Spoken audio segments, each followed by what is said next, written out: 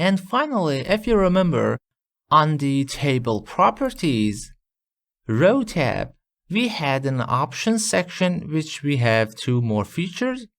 The first one is written allow row to break across pages. By default, it is enabled.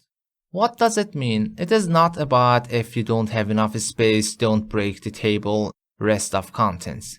If I click here as an example, if you want to make, by the way, additional row, hold on the shift key and press enter or return key, and I'm start typing, and it is here until there is no additional space.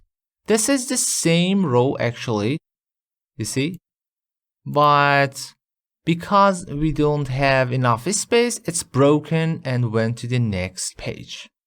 If you want to prevent that, I could right click on this row, table properties, and disable this option and OK. Now it's not gonna break into different pages. Allow me to remove some of these. OK, here, or if there is no space, entire row will go to the next page. And the other options on the table properties, it is repeat as header row at the first of each page. This is not enabled because I didn't specify which one.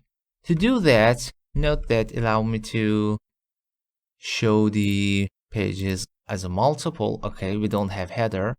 Select your header row and then right click, table properties, or go to the layout tab, properties, and then enable repeat as header row at the top of each page. Now if I press OK, as you see, now the header is shown on the next page too. It is not additional actually.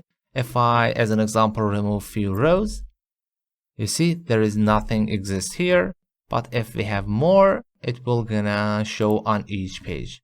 I could even expand it more. Okay, even more. Allow me to expand it more and more. All right, you see now we have 3 headers. Each page has its own header.